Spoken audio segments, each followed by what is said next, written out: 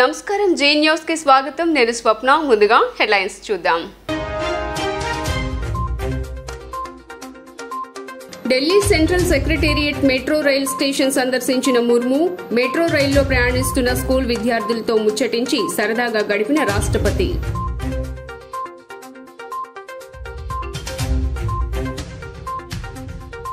నిరుద్యోగులకు శుభవార్త చెప్పిన రాష్ట్ర ప్రభుత్వం మెగా డిఎస్సి ప్రకటన విడుదల చేసిన ఏపీ విద్యాశాఖ మంత్రి బొత్స సత్యనారాయణ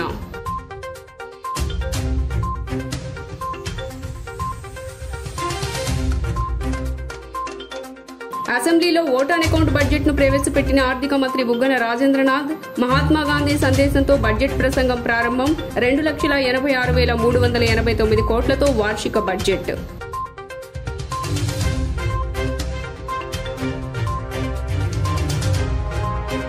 అసెంబ్లీలో గందరగోళం మరోసారి టీడీపీ సభ్యుల సస్పెన్షన్ కేబినెట్ భేటీలో కొన్ని కీలక నిర్ణయాలు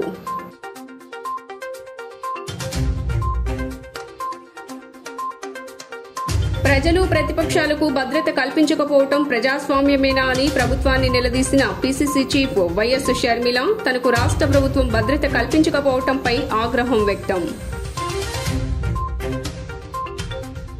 ఇక డీటెయిల్స్ చూస్తే చుట్టూ భద్రతతో కార్లలో ప్రయాణించే రాష్ట్రపతి ద్రౌపది ముర్ము ఇవాళ అనూహ్య నిర్ణయం తీసుకున్నారు.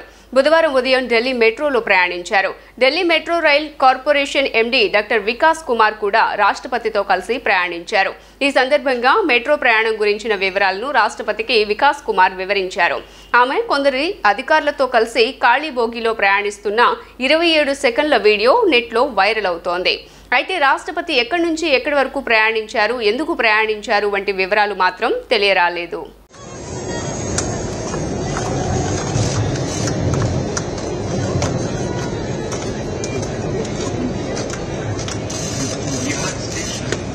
जवाहरलाल नेहरू स्टेडियम है दरवाजे दाईं ओर खुलेंगे और की दूरी का ध्यान रखें. This station is Jawaharlal Nehru Stadium. Doors will open from the front. Please mind the gap between the platform and the train.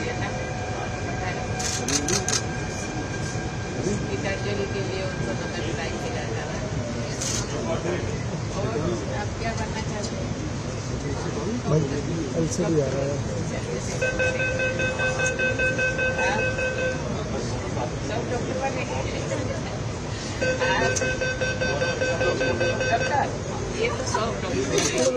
Andhra Pradesh రాష్ట్ర assembly 2024-25 vote on account budget ను ఆంధ్రప్రదేశ్ రాష్ట్ర ఆర్థిక శాఖ మంత్రి బుగ్గన రాజేంద్రనాథ్ రెడ్డి బుధవారం నాడు ప్రవేశపెట్టారు. 2,86,389 కోట్లతో బడ్జెట్ ప్రవేశపెట్టారు మంత్రి. రెవెన్యూ వ్యయం 2,30,110 కోట్లుగా ప్రభుత్వం ప్రకటించింది.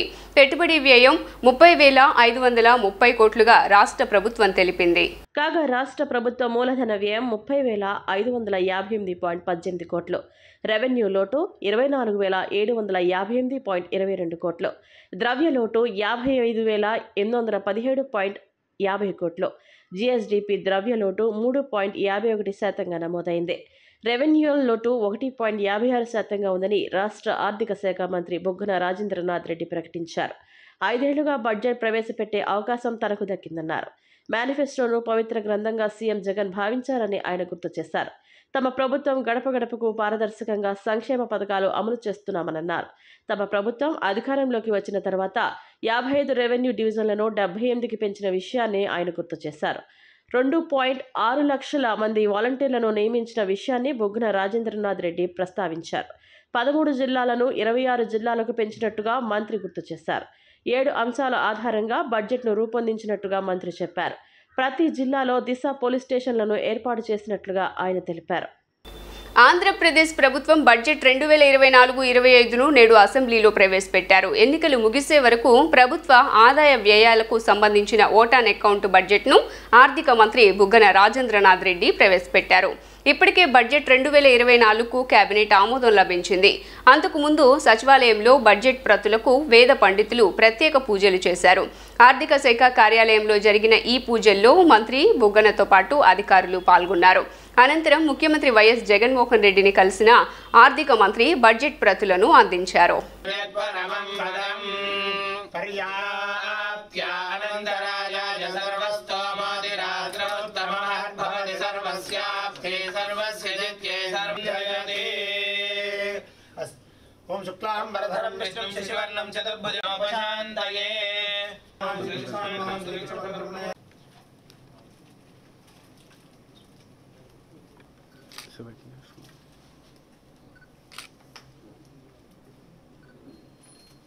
सर्वदेवानां धूपोऽयं स्वाहा उदानाय स्वाहा समानाय स्वाहा ब्रह्मणे स्वाहा नारिकेलखण्डाय ओम पुगीफल समायुक्तं नागमण्डले तं कर्पूरज्योत संयुक्तं ताम्बूलं प्रतिगच्छतां कर्पूर ताम्बूलं निवेदयामि समस्तोपचारा विष्णु करतांगे सौम्य लक्ष्मीः त्वयतु विजयतां सर्वसाम्राज्य लक्ष्मीः श्रीरमध्यस्वमायुष्यमारोग्यमाविधाक्षोभाण्यन्द्रिये प्रतिष्ठति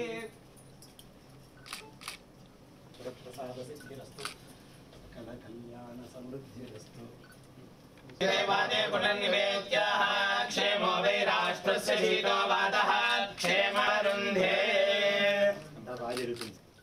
ఆంధ్రప్రదేశ్లో ఉపాధ్యాయ నియామక నోటిఫికేషన్ విడుదలైంది. 6100 టీచర్ పోస్టులతో డిఎస్సి నోటిఫికేషన్ను విడుదల చేశారు. ఆంధ్రప్రదేశ్లో ఉపాధ్యాయ నియామక నోటిఫికేషన్ను మంత్రి బొత్స సత్యనారాయణ విడుదల చేశారు. మొత్తం 6100 టీచర్ పోస్టులతో డిఎస్సి నోటిఫికేషన్ విడుదల చేశారు. ఈ మేరకు పూర్తి వివరాలను వెల్లడించారు. ఎప్పటి నుంచి అప్లై చేసుకోవచ్చు, టెట్ తదితర వివరాలను తెలిపారు. ఫిబ్రవరి 12వ తేదీ నుంచి దరఖాస్తుల స్వీకరణ జరుగుతుందని అన్నారు. అదేవిధంగా ఫిబ్రవరి 8వ తేదీ నుంచి టెట్ నిర్వహిస్తామని పేర్కొన్నారు. అన్ని యాజమాన్యాల కింద ఉన్న పాఠశాలల్లోని ఖాళీలను భర్తీ చేస్తామన్నారు. ఫిబ్రవరి 12వ తేదీ నుంచి ప్రక్రియ మొదలై ఏప్రిల్ 7వ తేదీన ఫలితాలు వెల్లడిస్తామన్నారు. ఇందులో ఎస్జిటి పోస్టులు 2280, స్కూల్ అసిస్టెంట్ పోస్టులు 2299, టీజీటీ పోస్టులు 1264, పీజీటీ పోస్టులు 215, 242 ప్రిన్సిపల్ పోస్టుల భర్తీకి ప్రభుత్వం నిర్ణయించింది. ఈ మేరకు పూర్తి వివరాలతో ఉన్న నియామక నోటిఫికేషన్ను మంత్రి బొత్స సత్యనారాయణ విడుదల చేశారు. 6100 పోస్టులను వచ్చి వీటిని రేపు రిక్రూట్ చేయబోతున్నాము. 24 డిఎస్సి 24 చేయబోతున్నాము. అది 12వ తారీఖు నుంచి ఈ ప్రాసెస్ వచ్చి స్టార్ట్ అవుతుంది. ఈ నెల 12వ తారీఖు నుంచి ప్రాసెస్ స్టార్ట్ అయ్యి మార్చి 4 మార్చి 7 ఏప్రిల్ 7 స్టార్ట్ అయ్యి ఏప్రిల్ 7వ తారీఖు వచ్చి పూర్తిగా దీని మీద రిజల్ట్స్ నుంచి మీకు ఇవ్వడం జరుగుతుంది. ఈ విషయాలన్నీ కూడా వాళ్ళు చెప్తారు ఇవన్నిటి కూడా. ఇందులో ఏ జిల్లాకి ఎన్ని అనేవి కూడా మీకు అందరూ లిస్ట్ మీకు పంపిస్తాను. ఏవి ఎక్కడెక్కడ ఏ జిల్లాలో ఎస్జిటి పోస్ట్ లిస్ట్ చేస్తున్నాము, ఎన్ని చేస్తున్నాము, ఏ జిల్లాలో స్కూల్ అసిస్టెంట్స్ చేస్తున్నాము, ఏ జిల్లాలో అలాగే టీజీటీలు చేస్తున్నాము, ఏ జిల్లాలో నుంచి పీజీటీ చేస్తున్నాము, అన్నిటిని కూడా ప్రిన్సిపల్స్ని ఎక్కడెక్కడ చేస్తున్నాము అన్ని డీటెయిల్స్ కూడా మీకు అన్నీ కూడా ఇవ్వడం జరుగుతుంది. ఈ 6100 పోస్టులు ఏవైతే చెప్పానో అందులో 2280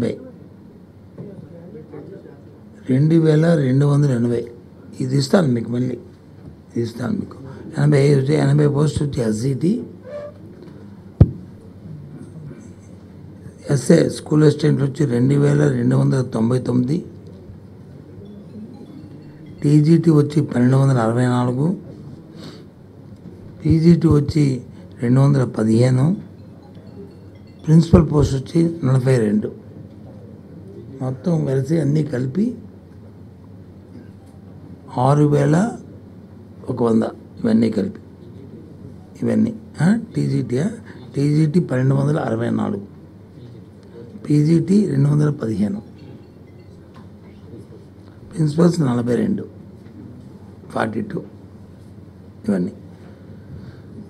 వీటన్నిటికీ స్కూల్ అసిస్టెంట్స్ 2299 2299. టీడీపీ అధినేత చంద్రబాబు ఢిల్లీకి వెళ్లారు. రేపు ఎల్లుండి 2 రోజుల పాటు హస్తినలోనే ఉండనున్నారు ఆయన.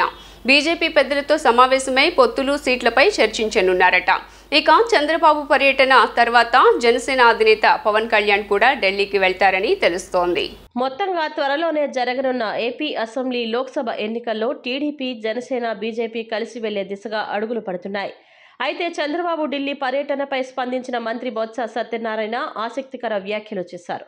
చంద్రబాబు ఎవరితో పొత్తు పెట్టుకున్నా మాకు సంబంధం లేని విషయం అన్నారు మంత్రి బొత్స. ఎవరితో వెళ్లినా మాపై ప్రభావం ఉండదన్న ఆయన, కానీ మా పార్టీ ఎవరిని వదులుకోదని స్పష్టం చేశారు. ఎక్కడ ఏ అవకాశం వచ్చినా వారందరికీ తగిన అవకాశాలు కల్పిస్తామని పేర్కొన్నారు. అసలు అసంతృప్తికి నిర్వచనం ఏముంటుంది అని ఎదురు ప్రశ్నించారు. ఇక 2014లో తాను ఎమ్మెల్యేగా ఓడిపోయినప్పుడు నా గన్మెన్లను కూడా తీసేశారు అని గుర్తు చేసుకున్నారు. నాకు థ్రెట్ లేదు కనుక భయం లేదన్నారు మంత్రి బొత్స సత్యనారాయణ. చంద్రబాబు నాయుడు ఢిల్లీ పర్యటనకి వెళ్తున్నాడు, బీజేపీ పొత్తని చెప్పాడా మీకు? మరేమో నాకు తెలియదు. అది జరిగిన తర్వాత అప్పుడు దాని మీద వచ్చి మేము స్పందిస్తాం. ఏమి ఆలు లేకుండా సూళ్ళు లేకుండా ఆయన పేరు పెట్టి అంటే ఎక్కడ పెట్టేస్తావు? ఎందుకు చెప్పు? అంత అవసరం లేదు నాకైతే. అది ఒక రాజకీయ పార్టీ, ఒక నిజంగా మీరు చెప్పినట్టే ఒకరు వెళ్తే ఇంకో రాజకీయ పార్టీని కలడానికి పొత్తులకి ఆయనకి అలవాటు కాబట్టి ఎన్నికలప్పుడు వచ్చి ఒకరితో కలడం, ఎన్నికల తల వదిలేయడం ఆయనకి ఆనవాయితీ కాబట్టి ఆయన పైన ఆయన చేసుకుంటాడు. మాకు ఒకటి మాత్రం చెప్తున్నాను, చంద్రబాబు అనే వ్యక్తి ఎవరితో కలిసినా, ఎవరితో కలకపోయినా, ఆయనతో ఎవరు కలిసినా ఎవరు కలకపోయినా మాకు సంబంధం లేదు. మేము ఆల్రెడీ మా నాయకుడు చెప్పగానే చెప్పారు మన సభల్లోనూ, మేము ఒంటరిగానే ఎన్నికలు వెళ్తాం. ప్రజలకు వచ్చి ఈ 5 సంవత్సరాల్లో మేము ఏదైతే మంచి చేసామో, ఏదైతే సంక్షేమం చేసామో, ఏదైతే వాళ్ళ తాలూకు ఆర్థిక పరిస్థితులు మెరుగుపరిచామో, వాళ్ళందరూ కూడా సుఖంగా ఉండడానికి పరిస్థితులు కల్పించాము, రైతుకి హాయిగా గిట్టుబాటు ధరను కల్పించాము, అన్ని అవసరాలు తీర్చాము. కాబట్టి ప్రజలు మమ్మల్ని మాతోనే ఉంటారని పూర్తి నమ్మకం, పూర్తి విశ్వాసం మాకుంది. రేపు ఎన్నికల్లో మళ్ళీ మేమే ఎన్నికల్లో గెలుస్తామని నమ్మకం పూర్తిగా మాకుంది. ఇది వాస్తవం, సత్యం. సో కాబట్టి ఎవరు వెళ్ళకపోతే మాకేంటి? చంద్రబాబు నాయుడు ఎవరితో పోతే మాకేంటి? చంద్రబాబు నాయుడు ఎవరితో వెళ్తే మాకేంటి? ఆయనతో ఎవరు వెళ్తే మాకేంటి? ఆయనతో ఎవరు పోతే మాకేంటి? కాబట్టి అది మాకు అప్రస్తుతం. కృష్ణా జిల్లా గన్నవరం విమానాశ్రయానికి కాంగ్రెస్ పార్టీ ఆంధ్రప్రదేశ్ రాష్ట్ర అధ్యక్షురాలు వైఎస్ షర్మిల విచ్చేశారు. ఆమె వెంట కాంగ్రెస్ పార్టీ సీనియర్ నేత కేవీపీ రామచంద్రరావు ఉన్నారు. గన్నవరం విమానాశ్రయంలో షర్మిలకు కాంగ్రెస్ పార్టీ నేతలు ఘనంగా స్వాగతం పలికారు. అనంతరం రోడ్డు మార్గాన ఆమె సాయంత్రం బాపట్లలో జరగనున్న రచ్చబండ కార్యక్రమానికి వెళ్లారు. ఈ మేరకు ఎయిర్పోర్ట్లో మీడియాతో మాట్లాడిన షర్మిల, అసెంబ్లీ సమావేశంలో ఈసారైనా ప్రతిపక్షమైన, పాలకపక్షమైన ఆంధ్ర రాష్ట్రానికి జరుగుతున్న అన్యాయం గురించి ఆలోచించవలసిన పరిస్థితి ఉందన్నారు. ప్రతిపక్ష నాయకుడు చంద్రబాబుకు ముఖ్యమంత్రి జగన్కి లేఖల రూపంలో ఆంధ్ర రాష్ట్ర ప్రజల యొక్క హక్కుల తీర్మానం చేయాలని సూచించడం జరిగిందని గుర్తు చేశారు. ప్రత్యేక హోదా ఆంధ్ర రాష్ట్ర ప్రజల హక్కు అని స్పష్టం చేశారు. రాజధాని సహకారం చేసుకోవడానికి ఆంధ్ర రాష్ట్ర ప్రజల హక్కు కాబట్టి గత 10 ఏళ్లుగా కేంద్ర ప్రభుత్వంలో ఉన్నది బీజేపీ అయినా సరే 1 సంవత్సరం కూడా ఆంధ్ర గురించి ఆలోచించలేదన్నారు. ఆంధ్ర రాష్ట్ర కాంగ్రెస్ పార్టీకి అధ్యక్షురాలిని, ఈ రాష్ట్రంలో నాకు తిరగాల్సిన అవసరం ఉంటుంది. ఈ రాష్ట్రంలో తిరిగినప్పుడు నాకు భద్రత కల్పించాల్సిన అవసరము ప్రభుత్వానికి ఎంతైనా ఉంది. కానీ అవేవి పట్టనట్టు ఒక మహిళ అని కూడా చూడకుండా, అధ్యక్షురాలు అన్న ఇంగితం లేకుండా ఈరోజు మేము అడిగినా కూడా మాకు సెక్యూరిటీ కల్పించడం లేదు అంటే మరి మీకు ప్రజాస్వామ్యం గురించి చిత్తశుద్ధి ఉందా? ప్రజాస్వామ్యం ఇది అన్న ఆలోచన ఉందా, గుర్తుందా అని అడుగుతున్నాం. అసెంబ్లీ జరుగుతుంది, కనీసం ఈసారైనా అటు పాలకపక్షమైనా ప్రతిపక్షమైనా ఆంధ్ర రాష్ట్రానికి జరుగుతున్న అన్యాయం గురించి ఆలోచన చేయాల్సిన అవసరం ఉంది.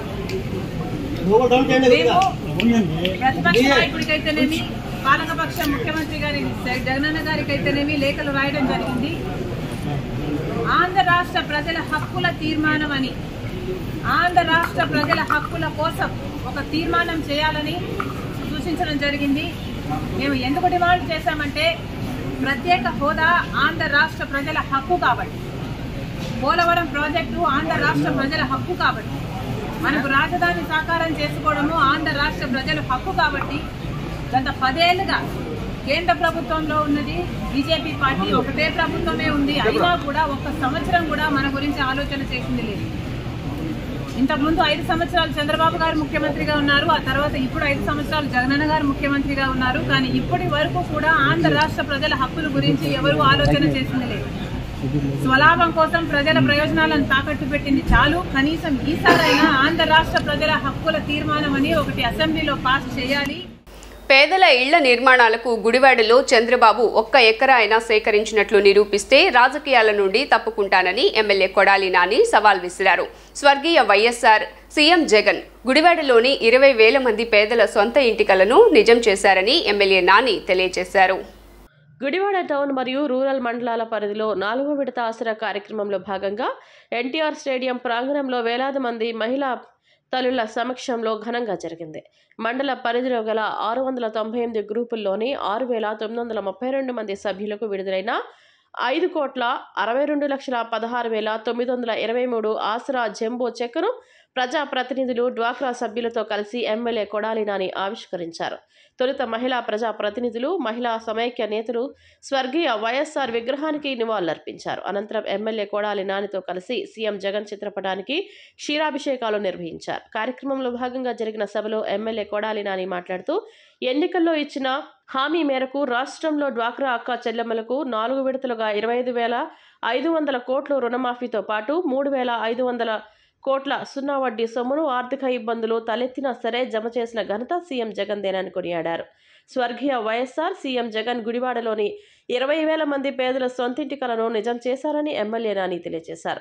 14 ఏళ్లు సీఎంగా ఉన్న చంద్రబాబు పేదల ఇళ్ల కోసం 1 ఎకరా సేకరించినట్లు నిరూపిస్తే రాజకీయాల నుండి తప్పుకొని ఎన్నికల్లో పోటీ చేయనని ఎమ్మెల్యే కొడాలి నాని అన్నారు.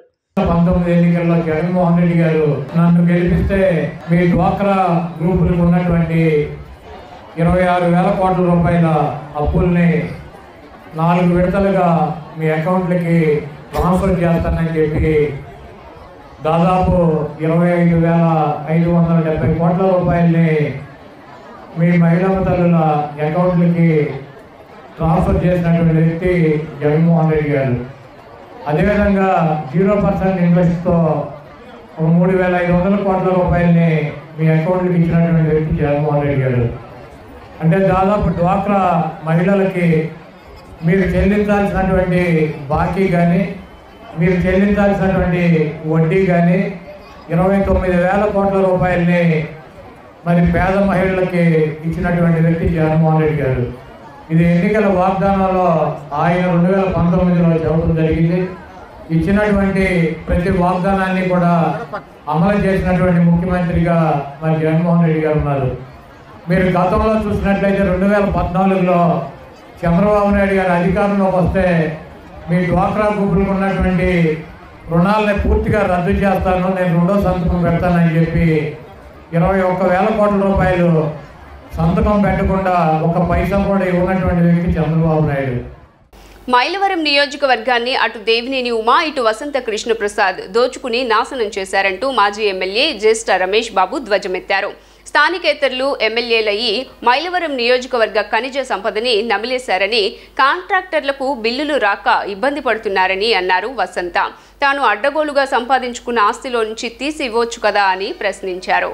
మాజీ ఎమ్మెల్యే వైసీపీ మాజీ నేత జ్యేష్ఠ రమేష్ బాబు సంచలన వ్యాఖ్యలు చేశారు.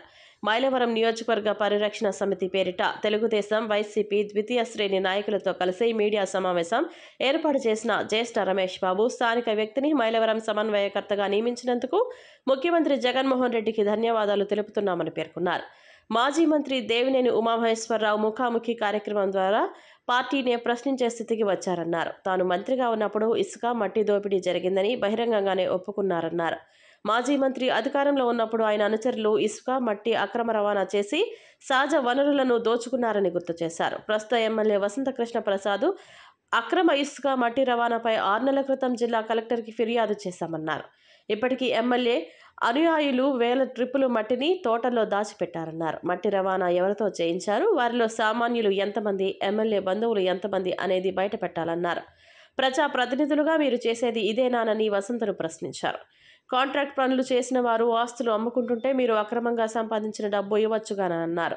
డబ్బు సంపాదించే పనులు ఎమ్మెల్యే అనుయాయులకు, డబ్బు రాని పనులు సామాన్యులకు ఇప్పించి ఇబ్బందుల పాలు చేశారన్నారు. స్థానికంగా ఇన్ఛార్జీలను నియమించి దోపిడీకి పాల్పడ్డారని వసంతపై మండిపడ్డారు. కరోనా సమయంలో మద్యం షాపుల్లో మద్యం లేపేశారు. ఎమ్మెల్యే అనుచరులు పక్కనున్న తెలంగాణ నుండి లారీల్లో అక్రమంగా మద్యం తీసుకువచ్చి అమ్మి సొమ్ము చేసుకున్నారు. రాజ్యాంగం గురించి మాట్లాడే వ్యక్తులకు అర్హత ఉండాలన్నారు. రాజ్యాంగాన్ని, ప్రజాస్వామ్యాన్ని కాపాడాల్సిన బాధ్యత ప్రజలందరి మీద ఉందని, నిన్నటిదాకా అక్రమంగా సంపాదించుకున్న ఇరువురు నేతలు ఇప్పుడు వాటాలు తేడా వచ్చి కొట్టుకుంటున్నారన్నారు. నియోజకవర్గంలో చేసిన అభివృద్ధి అటు మాజీ మంత్రి, ఇటు ఎమ్మెల్యే ప్రజలకు చెప్పాలన్నారు. ఏ నాయకుడైనా మన డబ్బుని దుర్వినియోగపరుస్తూ సహజ వనరులను దోచుకోవడాన్ని సహించమన్నారు. స్థానిక అంశం ప్రతిపాదన మీద నేను చేపట్టిన కార్యక్రమాలు మీ అందరికీ తెలుసు. గతంలో అవి కొంతమేర విజయవంతమైందనేది నేను భావిస్తున్నాను. ఎందుకంటే మొన్న వైసీపీ తరఫున జగన్మోహన్ రెడ్డి గారు స్థానిక వ్యక్తికి ఇచ్చారు. జగన్మోహన్ రెడ్డి గారికి అభినందనలు. అలాగే మిగతా పార్టీలు కూడా మరి ఏం చేస్తాయో కూడా మనం వేచి చూడాలి. తర్వాత మొన్న మాజీ మంత్రివర్యులు, అట్లాగే శాసనసభ్యులు, ఇప్పుడు ఉన్నటువంటి జిల్లా మన స్థానిక మంత్రి గారు ముగ్గురు కూడా ప్రెస్ మీట్లు పెట్టారు. ప్రజల ముందు మీ అందరికి కూడా తెలుసు. వారు ఫస్ట్ ఉమాగారి గురించి మాట్లాడుకున్నారు. మరి మాజీ మంత్రివర్యులు ఉమాగారు ఆ రోజు ముఖాముఖి అనే కార్యక్రమం పెట్టి, ఆ ముఖాముఖి కార్యక్రమంలో ఆ పార్టీనే ప్రశ్నించుకునే పరిస్థితికి వచ్చారు. ఆయన 100 కోట్లు ఉంటేనే పార్టీ టికెట్టా అని ఒక పక్కన పార్టీ. ఆ తర్వాత స్థానిక శాసనసభ్యుడు నేను మంత్రిగా ఉన్నప్పుడు ఇసుక ఇదంతా కూడా కొన్ని లక్షల లారీలు తోలుకున్నారు, కొన్ని కోట్ల రూపాయలు సంపాదించారు, హైదరాబాద్ తరలించారు, అమ్ముకున్నారు. దానికి నేను సహకరించాను అని చెప్పి ఒప్పుకున్నాను డైరెక్ట్గా. బోండా ఉమా అరాచకాలు, అక్రమాలు సెంట్రల్ నియోజకవర్గంలో సాగనివ్వనని వైఎస్ఆర్సీపీ సెంట్రల్ నియోజకవర్గ సమన్వయకర్త, మాజీ మంత్రి, ఎమ్మెల్యే వెల్లంపల్లి శ్రీనివాస్ అన్నారు. ఎన్నికల సమయంలో తప్ప బోండా ఉమా ప్రజలకు కనపడరని విమర్శించారు. సెంట్రల్ నియోజకవర్గంలో 25,000 ఓట్ల మెజారిటీతో గెలిచి సీఎం జగన్ సీట్ను గిఫ్ట్గా ఇస్తానని ఎమ్మెల్యే వెల్లంపల్లి ధీమా వ్యక్తం చేశారు. గడప గడపకు మన ప్రభుత్వం కార్యక్రమంలో భాగంగా వైఎస్ఆర్సీపీ సెంట్రల్ నియోజకవర్గం సమన్వయకర్త, మాజీ మంత్రి, ఎమ్మెల్యే వెల్లంపల్లి శ్రీనివాసరావు స్థానిక 60వ డివిజన్ బాంబే కాలనీ ఏరియా తదితర ప్రాంతాల్లో స్థానిక వైఎస్ఆర్సీపీ డివిజన్ ఇన్ఛార్జ్ బేవర నారాయణ తదితరులతో కలిసి ప్రతి ఇంటికి వెళ్లి కరపత్రం ఇస్తూ ప్రజలతో మాట్లాడుతూ పర్యటించారు. ఈ సందర్భంగా వెల్లంపల్లి మాట్లాడుతూ డివిజన్ పర్యటనలో భాగంగా ఈరోజు 60వ డివిజన్ బాంబే కాలనీ ఏరియాలో పర్యటించామన్నారు. ఈ 4.5 ఏళ్లలో జరిగిన అభివృద్ధిని ప్రజలకు వివరిస్తున్నామన్నారు. బోండా ఉమ ఎలక్షన్లో తప్ప మిగిలిన సమయంలో ప్రజల మధ్య లేడన్నారు. బోండా ఉమకి సెంట్రల్ నియోజకవర్గ ప్రజలను ఓటు అడిగే అర్హత లేదని విమర్శించారు. కోవిడ్ సమయంలో ప్రజల్ని వదిలేసిన ఘనుడు బోండా ఉమ అని విమర్శించారు. తాను ప్రజల మధ్య ఉండేవాణ్ణి, నన్ను ఏమి చేయగలవు అని బోండా ఉమకు సవాల్ చేశారు. బోండా ఉమలాగా సూర్యుని చూడకుండా ఉండే వ్యక్తిని కాదన్నారు. బోండా ఉమ మాటలు అదుపులో పెట్టుకొని మాట్లాడాలని, సెంట్రల్ నియోజకవర్గంలో బోండా ఉమను డిపాజిట్లు లేకుండా ఓడిస్తా అని జోస్యం చెప్పారు. సెంట్రల్ నియోజకవర్గంలో 25,000 ఓట్ల మెజారిటీతో గెలిచి సీఎం జగన్కు సీటు గిఫ్ట్గా ఇస్తానని తెలిపారు. బోండా ఉమ అరాచకాలు, అక్రమాలు సెంట్రల్ నియోజకవర్గంలో సాగనివ్వను అని అన్నారు. ఈ డివిజన్ పర్యటన అంతా కూడా చాలా విజయవంతంగా నడిచింది. పథకాలు ప్రతి ఇంటికి కూడా పథకాలు వస్తున్నాయి. అవ్వాతాతలకు కావచ్చు, చిన్నపిల్లలకు కావచ్చు, పిల్లలు కూడా చాలా చక్కగా అన్ని విధాలు కూడా బాగా వాళ్ళు జగన్మావే కావాలని చెప్పడం కానివ్వండి, ప్రతి ఒక్కటి కూడా చక్కగా జరుగుతుంది. తప్పకుండా ఈ డివిజన్ సంబంధించి చిన్న చిన్న ఇష్యూస్ అన్నీ కూడా మా దృష్టికి రావడం జరిగింది. ఆ ఇష్యూస్ కూడా సార్ట్అవుట్ చేస్తామని చెప్పని కూడా వాళ్ళకి చెప్పడం జరుగుతుంది. ఎందుకంటే గతంలో కార్పొరేటర్గా కూడా ఇక్కడ స్వల్ప మెజారిటీతో ఓడిపోవడం జరిగింది. ఎందుకంటే రాజకీయ కుట్ర జరిగి ఆ రోజు తెలుగుదేశం, జనసేన విడిగా పోటీ చేస్తాయని చెప్పని ఇవన్నీ కూడా కుట్ర చేసి ఈ డివిజన్ ఓడించినా కానీ ఈ డివిజన్లో గెలిచిన తెలుగుదేశం పార్టీ నాయకులు కనీసం ఈ డివిజన్ పట్టించుకున్న పరిస్థితి లేదు. మా మల్లాది విష్ణు గారు, ఇక్కడున్న పార్టీ నాయకులు దాని మీద శ్రద్ధ తీసుకొని డివిజన్లో చక్కటి అభివృద్ధి కానివ్వండి, సంక్షేమ పథకాలు అమలు కానివ్వండి పూర్తిగా చేస్తున్నాం. ఇక్కడ తెలుగుదేశం పార్టీ కార్పొరేటర్ గెలిచారు, కానీ ఇక్కడ బోండోమ అనే వ్యక్తి వీళ్ళందరూ చెప్తున్నారు మేము ఎప్పుడు ఈ 4.5 ఏళ్ళు ఎప్పుడు కూడా చూడలేదని చెప్పని. ఇక్కడ చాలామంది అదే చెప్తున్నారు. ఇక్కడ బోండోమ అనే వ్యక్తి ఎలక్షన్స్కి వచ్చే వ్యక్తి తప్ప ఈ ఎలక్షన్స్ లోపు కనపడ్డు అని చెప్పని.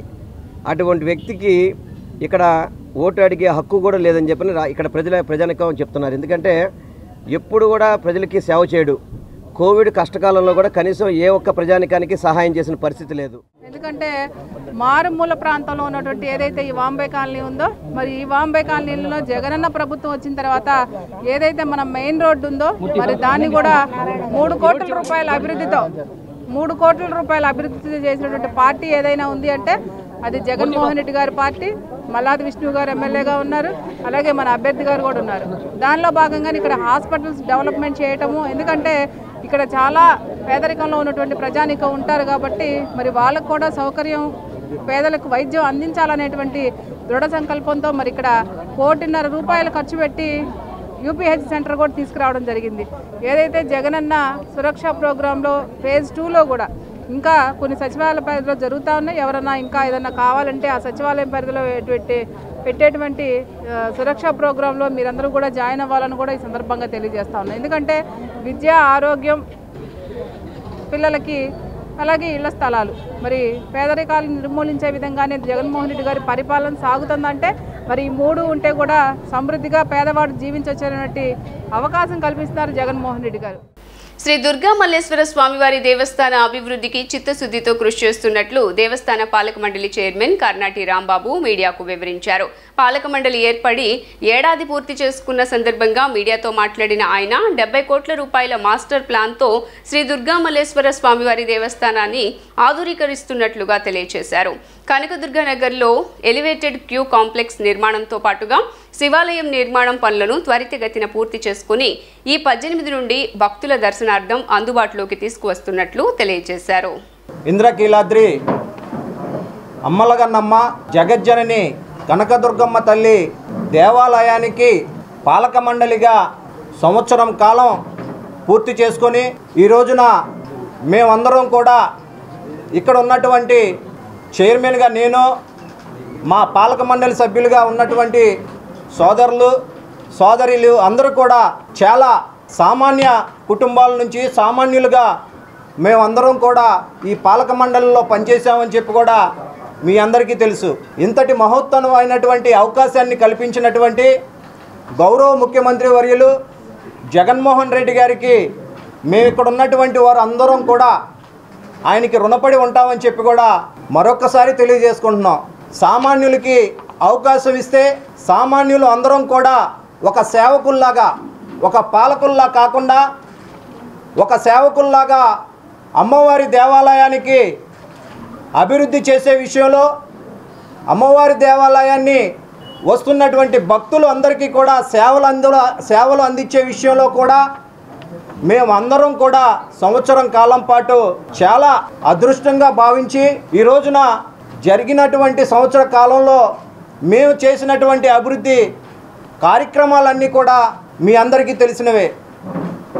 అందులో నిమిత్తంగా ప్రధానంగా ఎప్పటి నుంచో అమ్మవారి దేవస్థానానికి విచ్చేస్తున్నటువంటి భక్తులు దూర ప్రాంతాల నుంచి, ఇతర రాష్ట్రాల నుంచి కూడా అమ్మవారి దేవస్థానానికి విచ్చేస్తారు.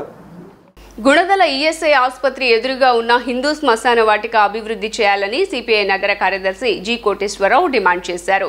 గత ఏడాది నుండి అనేక సార్లు మున్సిపల్ కమిషనర్కు అభివృద్ధి కోసం వినతి పత్రాలు అందజేసినా స్పందన శూన్యమని అన్నారు.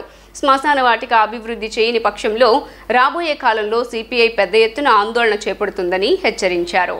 విజయవాడ గుణదల ఈఎస్ఐ ఆసుపత్రి ఎదురుగా ఉన్న హిందూ శ్మశాన వాటిక అభివృద్ధి చేయాలని సిపిఐ నగర కార్యదర్శి జి కోటేశ్వరరావు డిమాండ్ చేశారు.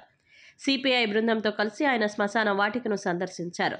ఈ సందర్భంగా ఆయన మాట్లాడుతూ నగరపాలక సంస్థ అధికారులు, వైసీపీ పాలకపక్షం మృతుల కుటుంబాల వారి మనోభావాలను గౌరవించాలన్నారు. మృతదేహాలను దహనం చేసే శ్మశాన వాటికలో కనీసం రేకుల షెడ్డు సక్రమంగా లేదన్నారు.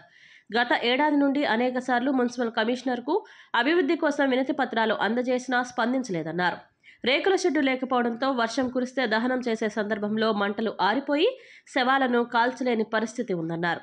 షెడ్డును 4 వైపులా 2 మీటర్లు పెంచి దహన కార్యక్రమం నిర్వహించేందుకు బీట్తో గ్రిల్ ఏర్పాటు చేయాలన్నారు. అలాగే శవాలను భద్రపరిచే ఫ్రీజర్లో ఏర్పాటుకు 3 ఫేజ్ కరెంటు కూడా ఏర్పాటు చేయాలని, చుట్టూ ఉన్న ప్రహరీ గోడ 4 అడుగుల మేరకు అభివృద్ధి చేసి దహన సంస్కారం చేసేందుకు వచ్చే వారికి షెడ్డు ఏర్పాటు చేయడం ద్వారా గుణదల శ్మశాన వాటిక అభివృద్ధి చేయాలని డిమాండ్ చేశారు. బతికి ఉన్న సమయంలోనే వైసీపీ ప్రభుత్వంలో నిత్యావసర సరుకులు ధరలు పెరిగి ప్రజలపై వేస్తున్న పనుల భారాలు తట్టుకొని ప్రజలు బతికి ఉండడమే కష్టంగా ఉందన్నారు. కనీసం చనిపోయిన తర్వాత కూడా శవాన్ని కూడా దహనం చేసేందుకు వీలు లేకుండా గుణదల శ్మశాన వాటిక ఉందన్నారు. నగర జనాభా పెరిగిందని నడిబొడ్డున ఉన్న శ్మశాన వాటికను కాపాడుకోవాల్సిన బాధ్యత అందరిపై ఉందన్నారు. నగరపాలక సంస్థ కమిషనర్, నగర మేయర్, ప్రజాప్రతినిధులకు వెంటనే స్పందించి గుణదల శ్మశాన వాటికను అభివృద్ధి చేయాలని అన్నారు. లేని పక్షంలో రాబోయే కాలంలో సిపిఐ పెద్ద ఎత్తున ఆందోళన చేపడతామన్నారు.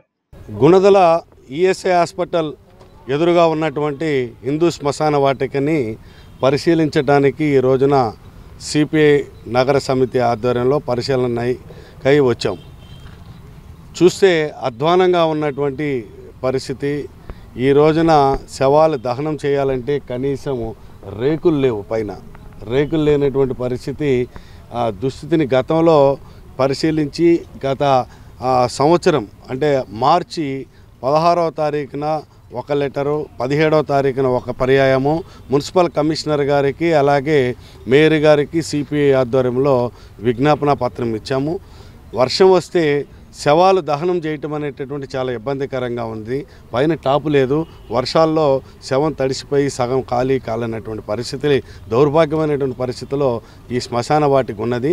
దీన్ని అభివృద్ధి చేయాలని చెప్పి గత సంవత్సర కాలంగా సిపిఐగా అనేక సార్లు ఆందోళన చేశాము. అధికారులకి విజ్ఞాపన పత్రాలు ఇచ్చాము. అయినప్పుడు కూడా స్పందించకపోవటం, నగరపాలక సంస్థలోని వైఎస్ఆర్సీపీ పాలక పక్షం స్పందించకపోవటం అనేటటువంటిది దుర్మార్గం. ఈ రోజున మనం చూసినట్లయితే బ్రతికుండగానే ఈ ప్రభుత్వం చేసేటటువంటి నిత్యావసర వస్తువుల ధరలు, తర్వాత ప్రజలపైన వేసేటటువంటి పన్నుల భారాలు, ఈ అన్నిటినీ తట్టుకొని బ్రతికుండటమే కష్టం. అటువంటి పరిస్థితి చనిపోయిన తర్వాత కూడా కనీసము శవాల్ని కూడా దహనం చేసేటటువంటి పరిస్థితి లేకుండా దౌర్భాగ్యమైనటువంటి పరిస్థితి పాలన విజయవాడ నగరంలో సాగుతూ ఉన్నది. ఈ పాలనని ప్రజలకి అందరికి కూడా తెలియజేసేటటువంటి దానికోసమే ఈ రోజున ఇక్కడికి సిపిఐగా పరిశీలనార్థం రావటం జరిగింది. ఈ సందర్భంగా నగరపాలక సంస్థ కమిషనర్ గారికి, మేయర్ గారికి, అధికారులకి, ప్రజాప్రతినిధులు అందరికి కూడా విజ్ఞప్తి చేసేది, నగరం పెరిగినటువంటి దాంట్లో ఒకనాడు ఉన్నటువంటి శ్మశాన వాటికలన్నీ కూడా నగరానికి ఈరోజు నడిబొడ్డుగా వచ్చినటువంటి వాటిని కాపాడుకోవాల్సినటువంటి అవసరం ఉంది. దాన్ని చుట్టూ ప్రహరీ గోడ ఎత్తు లేపి పటిష్టమైనటువంటి శ్మశాన వాటిక అభివృద్ధికి చర్యలు చేపట్టాల్సినటువంటి. ఏమి తప్పు చేశారని చంద్రబాబు వాలంటీర్లను జైల్లో పెట్టిస్తానని అంటున్నారని తూర్పు నియోజకవర్గ వైసీపీ సమన్వయకర్త దేవినేని అవినాష్ ప్రశ్నించారు. కరోనా సంక్షోభంలో తమ ప్రాణాలను ఫణంగా పెట్టి సేవ చేసినందుకు పెన్షన్లు, సంక్షేమ పథకాలు గడప వద్దకే ఇస్తున్నందుక వారిని జైల్లో పెట్టేది అని సూటిగా ప్రశ్నించారు. రాబోయే ఎన్నికల్లో ప్రజల మద్దతుతో వైసీపీ ప్రభుత్వం అధికారంలోకి రావటం ఖాయమని అవినాష్ ధీమా వ్యక్తం చేశారు. 7వ డివిజన్ పరిధిలో తూర్పు నియోజకవర్గ వైసీపీ ఇన్ఛార్జ్ దేవినేని అవినాష్ గడప గడపకి వెళ్లి ఈ 4.5 ఏళ్లలో జగనన్న ప్రభుత్వంలో చేపట్టిన సంక్షేమాభివృద్ధి కార్యక్రమాల గురించి వివరించారు. ఈ సందర్భంగా అవినాష్ మాట్లాడుతూ రాష్ట్రంలో అధికారంలో వచ్చిన నాటి నుండి ప్రజా సంక్షేమమే ధ్యేయంగా సుపరిపాలన అందిస్తున్న ఘనత ముఖ్యమంత్రి జగన్మోహన్ రెడ్డిదే అని అన్నారు. గత ప్రభుత్వంలో చంద్రబాబు నాయుడు హయాంలో రాజధాని పేరుతో చేసిన స్కామ్లు గాని, టీడీపీ ఇళ్ల పేరుతో చేసిన మోసం ప్రజలు ఎవరూ మర్చిపోలేదు అని అన్నారు. కానీ నేడు పేదలకు ఇళ్ల స్థలాలు ఇవ్వడంతో పాటు వాటికి రిజిస్ట్రేషన్ సౌకర్యం కూడా కల్పిస్తున్న ఏకైక ప్రభుత్వం వైసీపీ ప్రభుత్వం అని అన్నారు. లోకేష్ రెడ్ బుక్ అని అధికారులను బెదిరిస్తుంటే చంద్రబాబు వాలంటీర్ల మీద కేసులు అని భయపెట్టాలని చూస్తున్నారు అని, మీ ఉడతా ఊపులకు ఎవరు భయపడరు అని ఎద్దేవా చేశారు. రా కదిలిరా అని మీరెన్ని సభలు పెట్టినా మీ మీద నమ్మకం లేక మీ పార్టీ నాయకులే రావడం లేదని విమర్శించారు. దాదాపుగా 15 రోజుల నుంచి గారా సోదరిమణి స్థానిక కార్పొరేటర్ మాధురి గారు ఒక నాయకత్వంలో నేను కానివ్వండి, నగర డిప్యూటీ మేయర్ సోదరిమణి బెల్లం దుర్గా గారు, అదేవిధంగా డివిజన్ అధ్యక్షులు వారు కానివ్వండి, అదేవిధంగా వివిధ నామినేటెడ్ పోస్టుల్లో ఉన్న పెద్దలకి, పార్టీ ముఖ్య నాయకులకి, పార్టీ నాయకులకి, నగర నాయకులకి, సీనియర్ నాయకులు, వాలంటీర్స్, మహిళా నాయకులు అందరం గారా దాదాపుగా 15 రోజుల నుంచి గారా 7వ డివిజన్లో కొండ ప్రాంతంగానే ఉండి, లేకపోతే సికామణి సెంటర్, అదేవిధంగా బారావుపేట ప్రాంతంలో ప్రతిరోజు గారా జగన్మోహన్ రెడ్డి గారి యొక్క నాయకత్వంలో ఈ యొక్క 5 సంవత్సరాల్లో జరిగిన సంక్షేమ కార్యక్రమాలతో పాటు అభివృద్ధి కార్యక్రమాలు గారా ప్రజానికానికి తెలియజేసే విధంగా, చేసిన కార్యక్రమాలు చెప్పుకునే విధంగా, అదేవిధంగా గడప మన ప్రభుత్వ కార్యక్రమంలో ఏ సమస్యలు అయితే ప్రజానికం మాకు చెప్పారో దాదాపుగా 98% వరకు ఆ పనులన్నీ పూర్తి చేసి రాబోయే రోజుల్లో మళ్ళీ జగన్మోహన్ రెడ్డి గారి యొక్క నాయకత్వంలో ఈ రాష్ట్రంలో, మరీ ముఖ్యంగా ఈ నియోజకవర్గంలో వైఎస్ఆర్ కాంగ్రెస్ పార్టీ జెండా ఎగరవేసిన తర్వాత మేము చేయబోయే కార్యక్రమాలు ఈరోజు 7వ డివిజన్లో, అదేవిధంగా 3వ డివిజన్లో కానివ్వండి, 11వ డివిజన్లో కానివ్వండి, 19వ డివిజన్లో మా కుటుంబ సభ్యులు, అక్కడ స్థానికంగా ఉన్న కార్పొరేటర్లు, డివిజన్ అధ్యక్షులు, నాయకులతో ప్రతి ఇంటికి గర కలిసి, ప్రతి ఇంటికి గర వెళ్ళి తిరిగి ఈరోజు వివరించే కార్యక్రమం చేస్తాం. ప్రతి చోట గర ఈరోజు తూర్పు నియోజకవర్గం మొత్తం గర పెద్దలు కానివ్వండి, మహిళలు కానివ్వండి, చదువుకునే విద్యార్థులు కానివ్వండి, కాలేజీలో చదువుకునే యువకులు కానివ్వండి, ప్రతి ఒక్కరి గారు బయటికి వచ్చి మరి ఈరోజు జగన్మోహన్ రెడ్డి గారి ఒక నాయకత్వం, ఆయన చేసిన సంక్షేమ పథకాలు, అభివృద్ధి కార్యక్రమాల గురించి, వాలంటీర్ వ్యవస్థ గురించి, సచివాలయం వ్యవస్థ గురించి, ప్రతి ఒక్కరి గురించి గారా చేసిన మంచి కార్యక్రమాల గురించి వాళ్ళందరూ వాళ్ళే బయటికి వచ్చి ఈరోజు మా మద్దతు చాలా సంతోషంగా ఉంది. ఎంతోమంది పెద్దలు ఇదివరకు పెన్షన్ తీసుకోవాలంటే ఎక్కడికి వెళ్ళే వాళ్ళు గారా ఈరోజు మా ఇంటికి 1వ తారీఖున 3,000 రూపాయలు పెన్షన్ పంపిస్తున్న జగన్మోహన్ రెడ్డి గారికి మేము మద్దతుగా ఉంటామని చెప్పి 7వ డివిజన్లో గడప గడప మన ప్రభుత్వం కార్యక్రమానికి మా యొక్క తూర్పు నియోజకవర్గ ఎమ్మెల్యే అభ్యర్థి అయిన శ్రీ దేవినేని అవినాష్ గారి యొక్క నాయకత్వంలో మరి స్థానిక corporator standing committee member Madhuri గారు, మరి వైఎస్ఆర్ పార్టీ నాయకులు, పెద్దలందరం కూడా పాల్గొనడం జరిగింది. నిజంగా ఇదే 7వ డివిజన్లో గత 15 రోజుల నుంచి గడప గడప ప్రోగ్రాం ద్వారా ప్రతి డివిజన్లో ప్రతి ఇంటికి, కొండ ప్రాంతమే కానీ కింద కానీ ప్రతి గుమ్మానికి అపార్ట్మెంట్స్లో కూడా వెళ్ళటం జరిగింది. ప్రతి ఒక్కరు ఒకటే అంటున్నారు, ఈరోజు అవినాష్ గారు ఈ ఒక్కసారి కాదు ఎన్నోసార్లుగా మాకు కనపడతాం, కానీ మరి ఆ రోజు వచ్చిన సమస్యలను ఈరోజు క్లియర్ చేయటం, మరి ఇంకేమన్నా ఉన్నా కూడా మాకు చెప్పటం అని అడగటం అనేది నిజంగా ఇలాంటి ప్రభుత్వంలో మా అవినాష్ గారు రావటం, అడగటం, నెరవేరుస్తాం ఇవన్నీ కూడా ప్రజానీకాన్ని ఒకటే స్వాగతిస్తున్నారు. ప్రతి పథకం కూడా ఈరోజు సచివాలయం వ్యవస్థ ద్వారా, వాలంటీర్ల ద్వారా మా అందరికీ కూడా జగన్మోహన్ రెడ్డి గారు మాకు ఇస్తున్నారు. మరి ఇన్ని పథకాలు ఇస్తూ, మరి ఇన్ని చేస్తూ, మంచి చేస్తూ, మరోపక్క అభివృద్ధి 2 కళ్ళగా చూపిస్తున్న జగన్మోహన్ రెడ్డి గారికి, మరి ఇక్కడున్న అవినాష్ గారిని అయితే ప్రత్యేకంగా అభినందిస్తూ, ఎన్నో విధాలుగా మమ్మల్ని పలకరిస్తూ, ఏ చిన్న సమస్య ఉన్నా కూడా వెంటనే పరిష్కరించే విధంగా, మరి ఒక సొంత బిడ్డగా చెప్పుకునే తత్వం ఉన్న అవినాష్ గారిని ఎమ్మెల్యేగా ఇవ్వటం అనేది మా అదృష్టం. మేము తప్పకుండా గెలిపించుకుంటామని. వైసీపీ ప్రభుత్వ తీరుకు వ్యతిరేకంగా బ్యానర్లు, ప్లకార్డులు ప్రదర్శిస్తూ ర్యాలీగా అసెంబ్లీకి చేరుకున్నారు టీడీపీ సభ్యులు. నిర్ణీత సమయానికి సభ ప్రారంభం కాకపోవడంతో ఆగ్రహం వ్యక్తం చేసిన టీడీపీ ఎమ్మెల్యేలు స్పీకర్ కార్యాలయం ముందు ఆందోళన చేపట్టారు. స్పీకర్ ఛాంబర్లోకి చొచ్చుకు వెళ్లేందుకు ఎమ్మెల్యేలు ప్రయత్నించగా మార్షల్స్ అడ్డుకున్నారు. తోటి టీడీపీ శాసనసభ్యులతో కలిసి నందమూరి బాలకృష్ణ అసెంబ్లీకి చేరుకున్నారు. ఆంధ్రప్రదేశ్ అసెంబ్లీలో ప్రతిపక్ష టీడీపీ సభ్యుల ఆందోళన చేపట్టారు. గత 2 రోజులుగా అసెంబ్లీని స్తంభింపజేస్తున్న టీడీపీ సభ్యులు ఇవాళ కూడా సభ ప్రారంభం కాగానే స్పీకర్ పోడియం వద్దకు చేరుకుని పెద్ద ఎత్తున నినాదాలు చేశారు. దీంతో టీడీపీ సభ్యులను స్పీకర్ సస్పెండ్ చేశారు. వ్యవసాయ రంగం నిర్వీర్యమైపోయినటువంటి ఇరిగేషన్ ప్రాజెక్టుల ఏదైతే ఉందో దాని మీద వాయిదా తీర్మానం ఈరోజు అసెంబ్లీలో చర్చకి ఇస్తే మరి స్పీకర్ గారు ఇవాళ వాయిదా తీర్మానాన్ని నిర్విఘ్నంగా మరి తిరస్కరించడం అనంటే రైతాంగం పట్ల, వ్యవసాయం పట్ల ఈ ప్రభుత్వానికి ఏమాత్రం కూడా చిత్తశుద్ధి లేదు. వ్యవసాయం గురించి, రైతుల గురించి చర్చించడానికి అసెంబ్లీలో ఈ ప్రభుత్వం ఇష్టపడటం లేదు అని అంటే ఈ 5 సంవత్సరాల జగన్మోహన్ రెడ్డి పాలన వ్యవసాయ వ్యతిరేక విధానాలతో వెళ్ళిందనేది అందరికీ అర్థమవుతున్నటువంటి పరిస్థితి. ఏదైతే ఈ యొక్క జగన్మోహన్ రెడ్డి ఈ యొక్క 4.5 సంవత్సరాల పాలనలో మనం చూస్తే రైతుల ఆత్మహత్యలలో భారతదేశంలోని ఆంధ్రప్రదేశ్ రాష్ట్రం 3వ స్థానంలో ఉంది అని అంటే, అదే కౌలు రైతుల ఆత్మహత్యల్లో భారతదేశంలోనే ఆంధ్రప్రదేశ్ రాష్ట్రం 2వ స్థానంలో ఉంది అని అంటే ఈవేళ ఎంత రైతు వ్యతిరేక విధానాలతో ఈ రాష్ట్ర పాలన సాగుతుంది అనే దానికి ఇదే ఒక ఉదాహరణ అనే విషయాన్ని సందర్భంగా ఎన్నిసార్లు అంటే గత 2 రోజుల నుంచి జరిగేటువంటి సంఘటనలు చూస్తున్నాం. వాయిదా తీర్మానం దేని మీద అడిగినా కూడా మేము ప్రశ్నిస్తున్నామని చెప్పి సస్పెండ్ చేయడం జరుగుతూ ఉంది. ముఖ్యంగా ఈరోజు రైతుల కోసం అంటే వ్యవసాయ రైతులు కానీ అక్వా రైతుల గురించి కానీ అన్ని రంగాల రైతాంగానికి సంబంధించి ఇబ్బందుల గురించి ఈరోజు వాయిదా తీర్మానం తీసుకోవడం జరిగింది. ముఖ్యంగా ఈరోజు గమనించాలా, మొన్న ఏదైతే జరిగినటువంటి బడ్జెట్ సంబంధించి గవర్నర్ గారు ప్రసంగంలో అక్వా రంగానికి ₹50 సబ్సిడీ ఇస్తున్నామని తెలియజేయడం జరిగింది. ఎన్ని వేల కనెక్షన్లకు ఇస్తున్నారు అంటే 65,000 కనెక్షన్లు అని చూపిస్తా ఉన్నారు.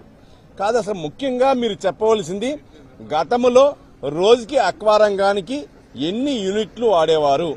సుమారుగా 1 కోటి యూనిట్లు వాడేవారు. ఈ రోజు ఉన్నటువంటి పరిస్థితుల్లో అక్వా రంగానికి ఎవ్రీ మంత్ కూడా 1% ఇంక్రీజ్ ఉంటుంది. ఎప్పుడు కూడా అక్వా రంగంలో అక్వా కరెంటు కనెక్షన్లకు సంబంధించి వాడకం ఎవ్రీ ఇయర్ 1%, 2%, 5% రేజ్ అవడం అనేది కామన్ గా ఉంటుంది. ఇప్పుడు కూడా ఈరోజు చూస్తే 60,000 కనెక్షన్లకు ఇస్తామన్న దాంట్లో 1 కోటి యూనిట్లు రోజుకు వాడేటువంటి యూనిట్లలో ఈరోజు 30 లక్షలు వాడుతున్నారా, 40 లక్షలు వాడుతున్నారా అనేది ఎక్కడ తెలియజేయనటువంటి ధైర్యం లేనటువంటి పరిస్థితి. ఎందుకంటే అక్వాజోను, నాన్ అక్వాజోన్ అని చెప్పి ఎన్నో పరిమితులు పెట్టి ఈరోజు అన్ని కూడా తీసేయడం జరుగుతూ ఉంది. సమాజంలోని సాంఘిక అసమానతలను ప్రశ్నించడమే నాస్తికత్వంలోని ప్రధాన ఉద్దేశమని ఏపీ నాస్తిక సమాజం ప్రతినిధి జిలానీ బేగం తెలిపారు. విజయవాడ ప్రెస్ క్లబ్లో నిర్వహించిన విలేకరుల సమావేశంలో సంస్థ ప్రతినిధులు రాజ్యలక్ష్మి వరప్రసాద్తో కలిసి జిలానీ బేగం మాట్లాడారు. ఈ నెల 10, 11 తేదీల్లో 32వ జాతీయ నాస్తిక మేళాను గుంటూరు జిల్లా మంగళగిరి సమీపంలో నిర్వహించనున్నట్లు తెలియజేశారు. ఈ సందర్భంగా జాతీయ మేళా పోస్టర్లను ప్రతినిధులు ఆవిష్కరించారు.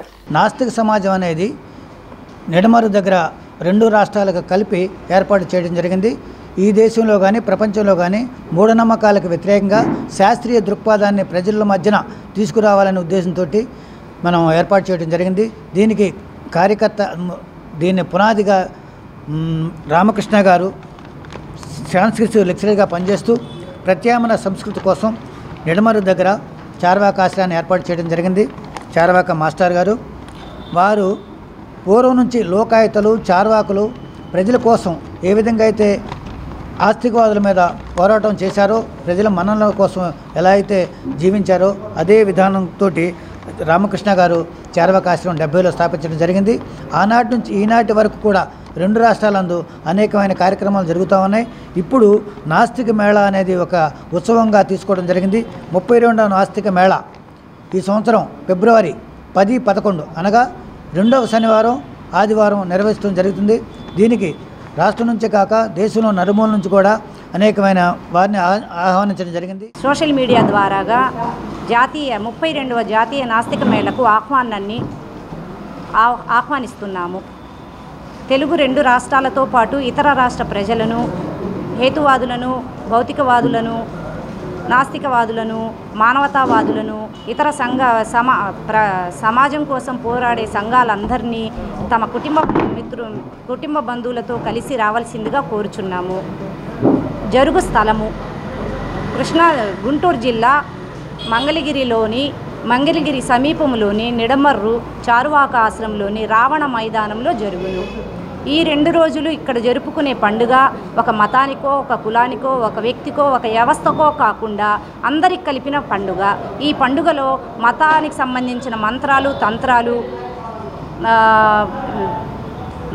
తంత్రాలు, మహిమలు, నరకము, స్వర్గము, పునర్జన్మ వాటి గురించి కాకుండా సమాజానికి ఉపయోగపడే, విద్యార్థులకు ఉపయోగపడే, స్త్రీలకు ఉపయోగపడే ఈరోజు మతం చేస్తున్న బహుజన పరిరక్షణ సమితి ఉద్యమం చేపట్టి 4 ఏళ్లు పూర్తి చేసుకున్న సందర్భంగా రాష్ట్ర వ్యాప్తంగా విజయోత్సవ కార్యక్రమాలు నిర్వహిస్తున్నట్లు బహుజన పరిరక్షణ సమితి సభ్యులు తెలిపారు.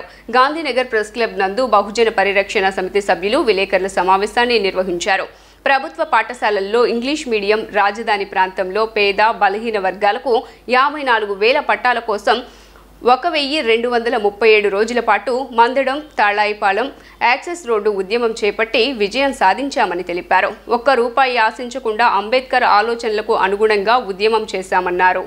చాలా సంక్లిష్ట పరిస్థితుల్లో ఒక ఉద్యమ నేపథ్యంలో బహుజన పరిరక్షణ సమితి ఆధ్వర్యంలో మేము గత 1237 రోజులుగా మందడం తాళ్లాయిపాలెం జంక్షన్లో యాక్సెస్ రోడ్లో 3 రాజధానుల కోసం వికేంద్రీకరణ కోసం ఇంగ్లీషు మాధ్యమం కోసం 54,000 పట్టాల కోసం సుదీర్ఘమైనటువంటి రక్త మాంసాలని చెమటగా మలిచి పేదవాడి ఆకలి దప్పుల కోసం శ్రమే పెట్టుబడిగా పెట్టి అంబేద్కర్ గారి యొక్క ఐడియాలజీతో ఈ సమాజంలో ఉద్యమాలే శరణ్యం, ఉద్యమాలతోనే మన ఏర్పాటు వాదాలన్నీ కూడా తమిళనాడు నుంచి 56లో పొట్టి శ్రీరాములు గారు మరణం తర్వాత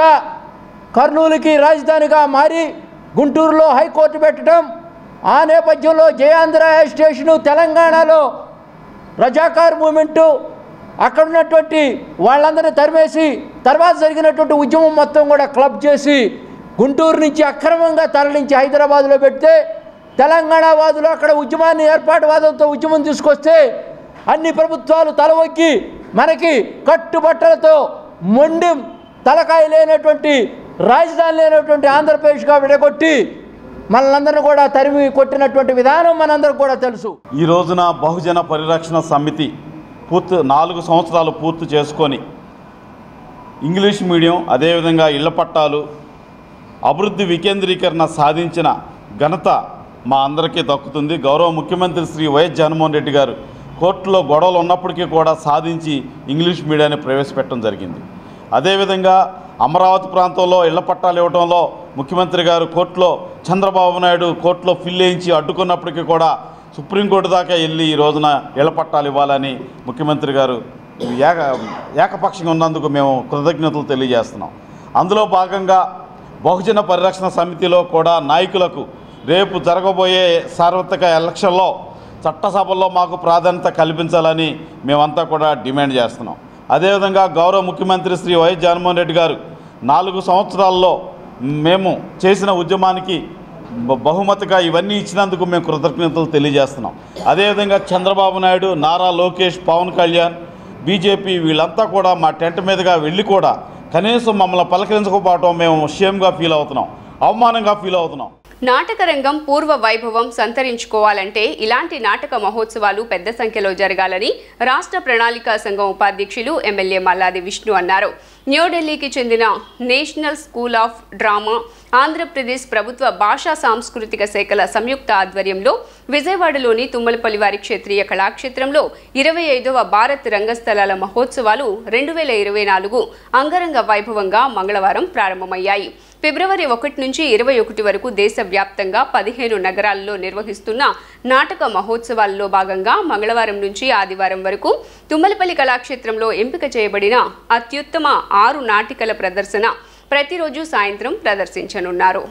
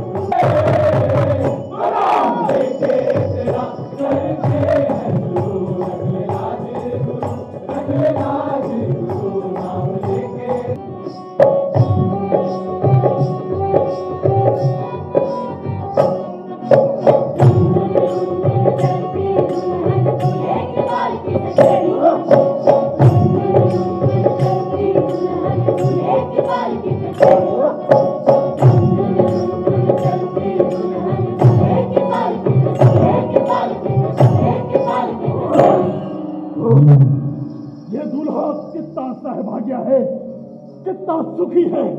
भूत के रोम रोम में सूले फूकने लगे, ये में भट्टी दहक उठी। కార్యక్రమాల ద్వారా నాటక రంగంలో మక్కువ కలిగినటువంటి వాళ్ళు, నాటక రంగంలో అనేక సంవత్సరాలుగా ఉన్నటువంటి వారు, ఆ రంగం పట్ల మక్కువ కలిగినటువంటి వారందరూ కూడా ఇలాంటి సందర్భాల్లో బయటకు వచ్చి మాట్లాడటం చాలా సంతోషించదగ్గ విషయం. ఎందుకంటే మనిషికి సంబంధించినంత వరకు నాటకం అనేది ఆంధ్రప్రదేశ్లో మరీ ముఖ్యంగా విజయవాడ నగరంలో చాలా చాలా ప్రాణపరంగా నాటక రంగంలో చాలామంది అందరూ కూడా ఉంటారు. ఈ నాటక రంగం గురించి మనం కొద్దిగా వెనక్కి వెళ్తే అనేక మంది మహానుభావులు, కందుకూరు వీరేశలింగం పంతులు గారు, గురజాడ అప్పారావు గారు కానీ, చిలకమర్తి లక్ష్మీ నరసింహ పంతులు గారు, రామకృష్ణమాచార్యులు, తిరుపతి వెంకట కవులు, ఇలాంటి వారు అనేక మంది ఈ రంగంలో ఉన్నటువంటి ప్రముఖులు అన్నమాట. ఎందుకంటే ప్రజలకి చేరువు కావడానికి, ప్రజలు మన్ననలు పొందడానికి, ప్రజల మనసు చూరుకొనడానికి పూర్వం ఉన్నటువంటి ఏకైక మార్గం ఏంటంటే నాటక రంగమే. దాన్ని మారుతున్నటువంటి కాలానికి అనుగుణంగా ఆ నాటక రంగాన్ని పెంచి పోషించాలని, దాన్ని ఉన్నత స్థితికి తీసుకువెళ్ళాలి అని చెప్పని అటు కేంద్రం కానీ, ఇటు రాష్ట్రం కానీ, అటు ఈ రెండు ప్రభుత్వాలు కూడా, దీంతోపాటు ఈరోజు నేషనల్ స్కూల్ ఆఫ్ డ్రామా వారు కానీ, ఇలాంటి వారందరూ కూడా ఉండటం వల్లనే ఇంకా నాటక రంగము, నాటకాలు సజీవంగా ఉన్నాయి అని చెప్పని మనం అనుకోవచ్చు. కాబట్టి దీన్ని మనం గౌరవించాల్సినటువంటి అవసరం. ఇలాంటి కార్యక్రమాలు ద్వారా భారతదేశంలో వివిధ రాష్ట్రాల్లో ఉన్నటువంటి కల్చర్ అన్నమాట. వార్తలు ముగించే ముందు హెడ్లైన్స్ మరోసారి. Delhi central secretariat metro rail station సందర్శించిన ముర్ము, మెట్రో రైల్లో ప్రయాణిస్తున్న స్కూల్ విద్యార్థులతో ముచ్చటించి సరదాగా గడిపిన రాష్ట్రపతి.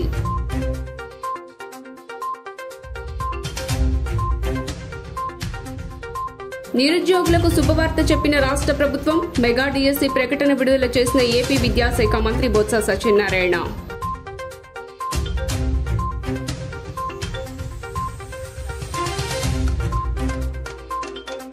అసెంబ్లీలో ఓట్ ఆన్ అకౌంట్ బడ్జెట్ ను ప్రవేశపెట్టిన ఆర్థిక మంత్రి బుగ్గన రాజేంద్రనాథ్. మహాత్మాగాంధీ సందేశంతో బడ్జెట్ ప్రసంగం ప్రారంభం. 2,86,389 కోట్లతో వార్షిక బడ్జెట్.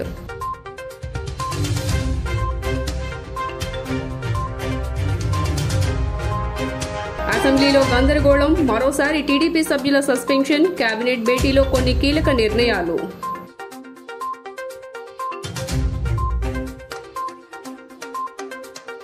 ప్రజలు ప్రతిపక్షాలకు భద్రత కల్పించకపోవడం ప్రజాస్వామ్యమేనా అని ప్రభుత్వాన్ని నిలదీసిన పీసీసీ చీఫ్ వైఎస్ షర్మిల. తనకు రాష్ట్ర ప్రభుత్వం భద్రత కల్పించకపోవడంపై ఆగ్రహం వ్యక్తం.